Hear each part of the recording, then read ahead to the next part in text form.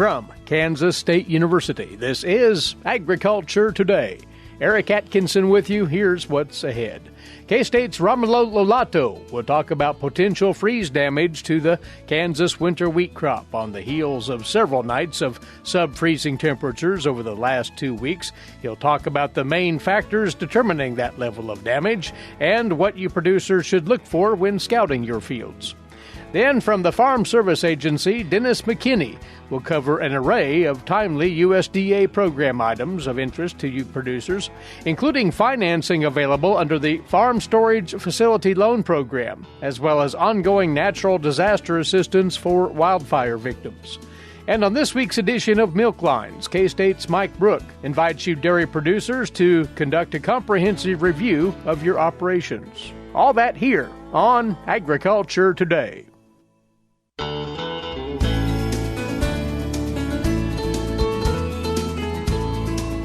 You are tuned in to Agriculture Today, and we're glad to have you along for this Tuesday edition.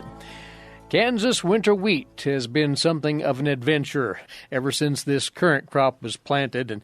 And heading up to the recent days, there were very genuine concerns about the condition of the crop, largely because of the dry weather to the extent of drought.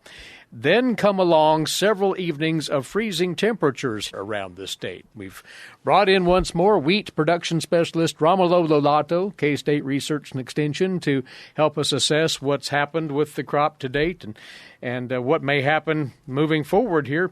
But Romulo, these stands were not in great shape before these low temperatures, were they? In several parts of Kansas, anyway.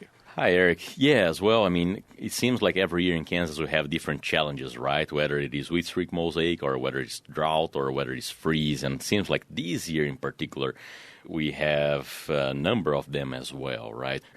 Late fall, winter, and early spring have been extremely dry. Central Kansas will have had a few rainfall showers that are kind of keeping the crop going and alive, but very small amounts at each time. In western Kansas, they have been just dry, right? Ever since that September precipitation that got the crop up and going, they have just had like very, very light events here and there. So drought conditions, they were predominant ever since late fall, and that started deteriorating the conditions of the crop around the state. We were seeing out in western Kansas quite a few fields even that growers were considering terminating because of the conditions of the crop. Central Kansas perhaps in a little bit better shape, but again, now that the crop starts growing and increasing even more in terms of biomass, it starts using more water as well, and so we will need rain to keep the crop going. So you are right on in terms of the crop was already undergoing several challenges, more specifically related to drought stress this year, and especially in western Kansas, but in parts of central Kansas as well. Comes April, and this first couple weeks of April, we had several freeze events, right? I mean, a number of consecutive freeze events there where temperatures, they reached as low as around 10 Fahrenheit in western Kansas, and they were in that 20 to 24 Fahrenheit in north central and central Kansas, and 27, 28 Fahrenheit in south central and southeast Kansas. Now, when we're thinking of the potential for freeze damage from the cold, there are a number of things that we need to take into consideration. One of those is the duration of the cold temperatures? Most definitely. So we have to take into account the duration of those cold temperatures. We also have to take into account how low those temperatures were, right? So if we're only looking at the freeze itself, those two are the main drivers. But there are some buffers like soil temperature, especially when the crop is in stages where the growing point is near the ground. And that brings to a very important issue that we need to look as well, which is the growth stage of the crop. That may be the most critical, right? Absolutely, because it's depending on the growth stage, the crop will be more or less sensitive to those cold temperatures. Now, while the fall was above average in terms of temperature, the winter and spring were cooler than average, and that held the crop back to some extent. So I think that this year we may be similar to what we were in terms of crop development to 2018, which was also a dry and cold winter. If we were as advanced as we were, for example, in 2016 or 2017 or even 2020, these freeze events, they would have been very, very damaging. Because the crop was behind in schedule, again, due to that combination of drought and cold temperatures in the spring, it may have helped us avoid any further or any larger damage to the crop. But again, looking at those cold temperatures and at this growth stage, how cold it can withstand, we were, in parts of the state, we were under those thresholds for quite a bit. So, for example, in northwest Kansas, temperatures got to about 10 Fahrenheit, and the crop there was around late tillering to begin for the leaves to become erect. And so we say that crop can handle low teens, mid-teens fairly well. So temperatures were below the optimum in that part of the state. So it can hurt perhaps some more advanced crops. For crops where the growth stage was still below ground, might be okay because soil temperatures never reached below about 38 or so Fahrenheit. Now, southwest Kansas is where perhaps I'm more concerned because the crop was further along there. So some fields reaching the first node, other fields reaching the second node, where we look at 24 to 28 Fahrenheit low temperatures in terms of how cold the crop can handle. And temperatures in southwest, they got as low as about 17 or 18, and they were held under that 24 Fahrenheit mark for up to 6 or 7 hours. And so a relatively long duration of those cold temperatures under the threshold where the crop can handle. How about central Kansas then, where the crop was in better shape, like you say, because of moisture, but was it far enough along to be exposed to damage? Yeah, so most definitely the crop in central Kansas, it would have been about the same stage where the crop in southwest Kansas was. And so, that first node, maybe some more advanced fields planted earlier reaching that second node. And temperatures did not get as cold in central Kansas as they got in southwest. But I think that they got cold enough for us to be concerned in that we can have some cold damage, but it was on that threshold. So temperatures got to that 23, 24, and they were around there. They weren't under 24 for too long, maybe no more than an hour or so. So can we have damage? Absolutely, perhaps even more so in fields that are low in the landscape, like bottom ground, or where wind speed more exposed as well. So the crop could have sustained some damage in that part of the state, but we're more concerned with more advanced crops, right, in that central part of the state.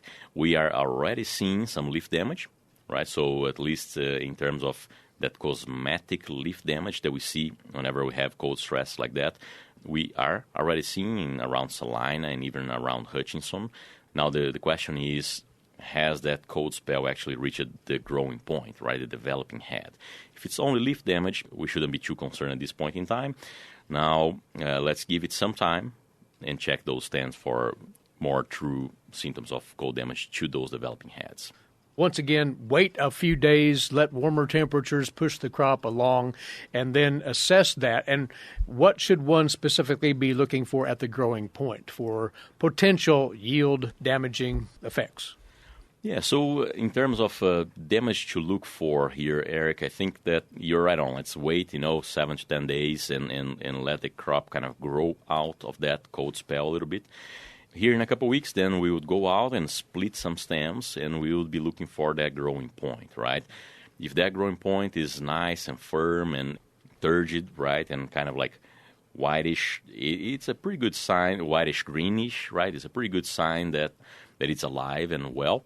Now, if it's mushy and if it's kind of like very light white to brown, turning brown, then those are probably indications that at least that stem would have perished to those cold temperatures. So whether that's going to cause economic damage or not is really going to depend on the damage to those growing points and not necessarily to the leaf. So that's what I'll be looking for here in the next week or 10 days, just going out there and splitting some of those main stems, looking for how healthy does that developing head look like. As far as those that lost tillers, secondary tillers can compensate and perhaps yield potential will not be sacrificed? Is that too optimistic? What? Well, that is optimistic, but that can happen, right? And so the weather conditions here moving forward will really dictate where the crop that got affected by the freeze damage will end up, right? So, for example, let's say that we had many primary tillers lost in a given field. If the forecast materializes and we do have some rain, that will definitely help some of those secondary, tertiary tillers actually compensate, right, and produce perhaps larger heads and more heads coming from those secondary, tertiary tillers. They'll be a little bit later in terms of development, right, in that they're not as early as those primary tillers, and so they might get pushed a little bit into hotter conditions later. But provided that it's not hot enough to abort those heads, right, we can actually have pretty decent yields out of a crop that got freeze damage now, but had good potential to recover from those cold conditions. Provided fertility is available and we have moisture, the crop can bounce back quite well. And in years when we have a late freeze like these, the tendency is that temperatures remain cool for a little bit longer time as well into grain filling, which helps the crop bounce back. Now, if it is early May and temperatures turn really hot, that can actually cause some head abortion as well in those late tillers. Well, we've remarked on it so many times in the past, the durability of the wheat crop. It has multiple lives, and once again, it's been tested by cold temperatures here the last few days around and about Kansas. Producers, get out there and get a look at those fields firsthand, split some stems open here as the weather warms up, check out those growing points, see if they're still viable, and do reference information on the latest Agronomy E-Update newsletter that addresses this directly with some details and some photographs to illustrate what freeze damage to winter wheat might look like. Romulo, keep us posted on what's happening with the crop. Thank you for coming over. Absolutely, Eric, and I will be going out and about around the state and showing what I'm seeing. So if you're interested, just follow me there on Twitter at KSU Wheat or Facebook as well, and I'll be updating on the go. Again, that's at KSU Wheat. Romulo Lollato with us. He's a wheat production specialist with K-State Research and Extension, and we'll return with more on Agriculture Today.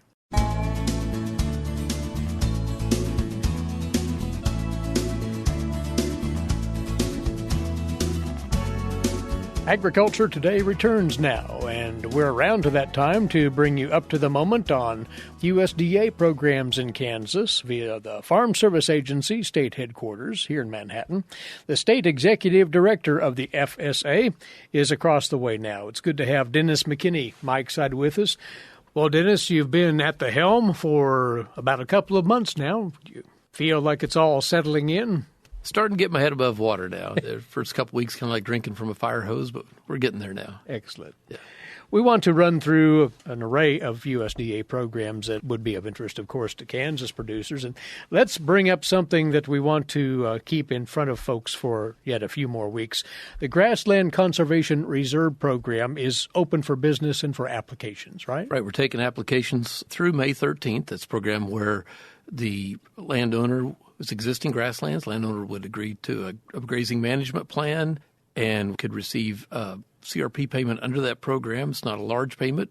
In return, there's less grazing, so they would have to give up some of their grazing returns on that land, but it's aimed to develop better habitat, better wildlife habitat, and to improve grasslands, particularly in some of the critical areas around the state of Kansas. And it does have good application in Kansas. There's been a response in years past to it. It's a growing program, but producers shouldn't put off the sign-up too long. That's right. Yeah, it's coming up May 13th, so that deadline. So like I say, don't make that nice lady at the FSA office mad at you. That's right. And they can fill you in, of course, on the details of the Grassland Conservation Reserve Program at the local counter. Something that we haven't visited about in a while, the USDA's Farm Storage Facility Loan Program. This is for producers who'd like to develop or expand their on-farm grain storage, correct? That's correct. It comes through our farm loan side. You can get details at any FSA office, and they'll direct you to the right offices that handle those loans. But it helps finance farm storage facilities. This program's been around since the late 1940s. We see the applicability of it now. We have some food shortages in some nations around the world. This program started back when the government was really trying to build food security because we had to provide the food security for not only the United States but for most of the world. This program has low-interest loans. There are no income eligibility guidelines as far as, you don't have to be in any particular category. It's open to everybody to apply. There's been a lot of storage condemned in the last 20 years around Kansas. That's why this program is still important, to maintain the level of storage that we need in Kansas to keep up with our increasing production. And you've seen a lot of grain piled on the ground every fall around, and this helps to address that. It's a good program. Approved a loan the other day, I think was 2.25% interest for I think, at least 12 years.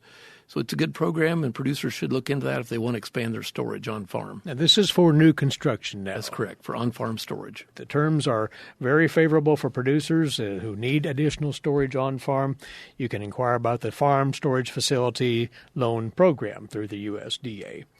Emergency Conservation Program is still out there and operational, and given some of the natural disasters we've seen that have afflicted producers, this is very applicable. That's right. If you were affected by one of the wildfires that's occurred around the state, your county can approve an emergency conservation program for that county, and then they can set the sign up from 30 to 60 days after they approve it. You can apply. That program can help restore fences.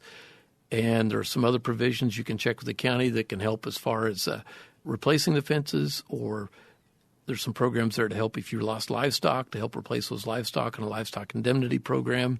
But check with your county office to see what help is there to help you recover from that wildfire or that natural disaster. That aid is invaluable to a number of producers who have endured hardships because of natural disasters. Wildfires come to mind immediately, as Dennis says. General Conservation Reserve Program, the latest round, concluded not that long ago, and those applications are being processed now? Yes, we expect sometime in the next month or so to start getting the accepted, rejected letters to respond to the offers that were made. We have about 290,000 acres of expiring CRP in Kansas. Looks like we have offers on somewhere around 230,000 acres. I know nationwide there's about 4 million acres expiring. Looks like we have offers on about 1.8 million. Every application is different, but one might think that there'll be a fair amount re-upped in the program or re-accepted into it, better put. Yeah, I think so. It's important both for controlling erosion. One of the changes we'd like to start discussions on, we're a long ways from getting there, but getting the programs which help producers start fencing CRP several years in advance, so that if it does come out of CRP, the contract expires, it's more likely to stay in grasslands, because some of this land is very erodible. It's very low productivity on crops, and we'd prefer to keep it there in grasslands if we can. So we need to be discussing some of those options to help producers keep that in grasslands. It's good for conservation and good for wildlife habitat. Again, the results, the release of those, not fully defined yet, but producers should expect that news relatively soon, Dennis. I'd guess it'd be at least a month, but then after that we'd be looking for those letters. Something of a departure from the program's makeup, the Farm Service Agency is hiring right now, and you wanted to pass that along. That's right. We're looking for good people to work who want to work in partnership with the world's best agricultural producers. We have about 28 job openings we're advertising right now around the state, and then shortly after that we'll have 10 more we'll start advertising. But we are looking for good people. We believe we have good pay, good benefits. I had one program technician tell me that because of some glitches on CRP sign-up, we had to put in some extra time, some overtime, but she had the equipment she needed to work from home one Saturday, enter a lot of CRP data, and she was able to stay with her kids and not have to put in a lot of travel time. So we'd like to think that we are a family-friendly agency to work for. Sometimes the work demands are high, but we try to be the best place to work.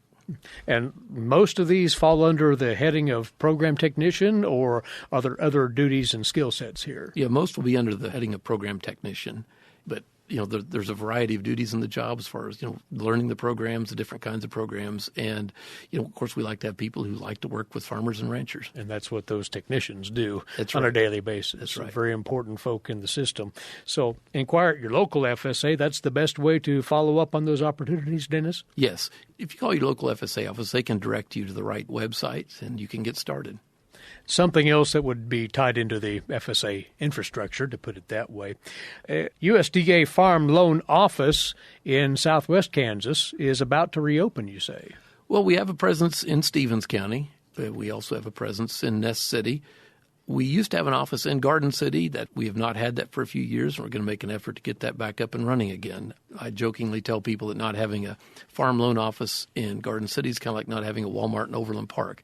There's a tremendous amount of ag commerce right there in that area, and we want to address that because a lot of banks that are based there, ag banks are based there. We can work together with them on guaranteed loans, and we can help new producers. And believe it or not, there's a good number of young producers getting started in that region, and we want to be able to work with them to help them get started for the good of our future in American agriculture. So the status of that reopening is still in the formulative stage? What? That's right. We're getting ready to get started on it probably next week. As far as getting out there, getting to know the bankers, getting an office set up, and we're advertising some positions for some folks to work there now. Excellent. So those of you in that Garden City area, be heads up on that office being up and operational, hopefully in the not-too-distant future. It'll be based at the Finney County Farm Service Center there in Garden City. Very good. And one other reminder you wanted to pass along, it's still a bit in the distance, but you don't want producers to lose sight of it. Those planting spring crops need to report that acreage timely, right? It's by July 15th. So go ahead and plug it into your phone, put it on your calendar, on your phone, your cell phone, and be ready for that July 15th deadline. And we finish with this, Dennis, because it is prevalent in too many parts of Kansas, still fighting, in some cases, exceptional drought, but severe dry weather, and how that's impacting their operations. But this also may present some opportunities for producers from the Farm Service Agency standpoint. Right. In central and western Kansas, we have a lot of counties that have been in D3 drought long enough that they will qualify for the livestock forage program payments because they lost their small grains grazing.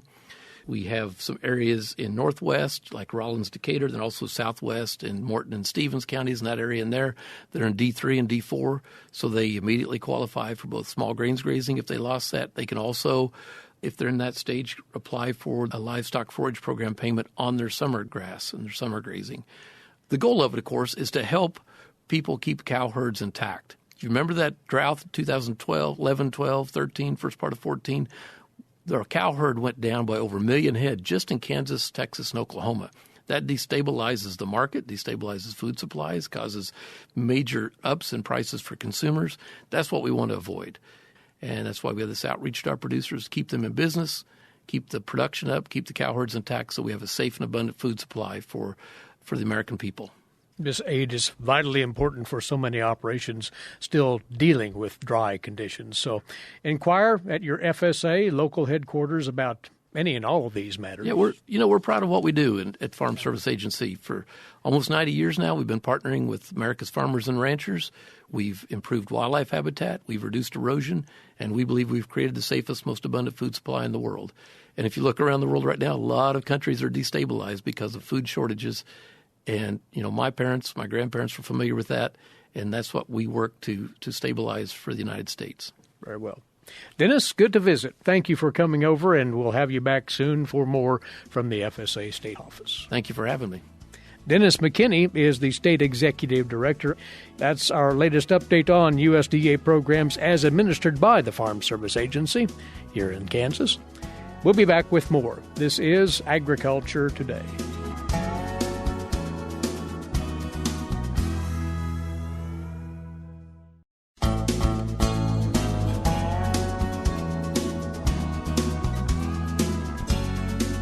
This is Agriculture Today, and for you now, the latest edition of Milk Lines for you dairy producers from K-State Research and Extension dairy specialist Mike Brouk. And Mike, recommending this week that you take the time to break down all of the facets of your dairy operation, seeking room for improvement.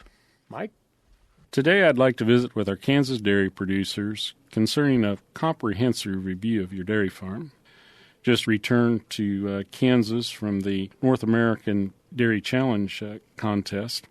And in that, we evaluate dairy farms, actual working dairy farms, based on financial records, production records, cow health records, facilities, employee efficiencies, many different factors. And it's gotten me to thinking, when was the last time you really took a hard look at your dairy? In this contest, we sit down and give a presentation to a panel of judges. That includes a banker, a veterinarian, somebody from the feed industry, somebody from genetics, and sometimes even a dairy producer or someone from another associated business related to the dairy industry. So, when was the last time you sat down at the table with your veterinarian, with your nutritionist, maybe your banker as well, maybe someone from the AI industry as well, and really critically looked at your dairy? One of the things that this contest does is it looks at what are the issues or what are the potential places that we could gain efficiencies on our dairy, and then what are the solutions to get there, and then place an economic value on getting there, what it will cost to get there, as well as what it might return to the dairy farm. So, same sort of thing for your dairy. When was the last time you really sat down with some of the key players that are part of your team on managing your dairy and discuss these issues? Looking to the future to see things that you might want to change. Maybe you can't change it next year, but maybe in the next 3 years we'd want to do this. Maybe that's add a few cows. Maybe it's add some robots to your dairy to help milk the cows. Could be a variety of different things. Maybe it's just something simple like improving forage quality on our dairy. That seems to be dragging our dairy back, and it's holding our fresh cows back. So there's lots of different discussions that could take place depending on your particular situation. I want to encourage you that using your veterinarian and other professionals to actually critically evaluate your dairy farm is really an important thing. It's not just about bringing them out to the dairy to put out fires. It's bringing them out so they can sit down at the table and discuss how you take your dairy forward in the next year, in the next 3 years, in the next 5 years, maybe in the next 10 years. It's important as you have that discussion, if you have a younger generation coming along, that they need to be part of that discussion as well. They need to sit there at the table and listen to the advice that's given, as well as have input into the decisions that are made as you move forward. Again, if they're going to be involved heavily in the operation in the future. This is Mike Brouk with K-State Research and Extension, encouraging our dairy farmers to take time to critically evaluate their dairy operations and set goals for the future. Thanks, Mike. And this item before we go today, the 2022 K-State Animal Science Leadership Academy is all set for the latter part of June. Applications are being taken now. This academy is devoted to developing young leaders within the livestock industry, and this year the program will offer 2 separate sessions, this in response to the expanding popularity of this program. One session, June the 22nd through the 25th, the other, June the 29th through July the 2nd. Each of these 4-day sessions will focus on increasing knowledge of Kansas livestock industry and building leadership skills. More information and the application form available at the K-State Animal Sciences and Industry Department website, asi.ksu.edu, under the Research and Extension tab, for all the details on the 2022 K-State Animal Science Leadership Academy. Our time's away once more. Our thanks to you for tuning in. Eric Atkinson for Agriculture Today. This is the K-State Radio Network.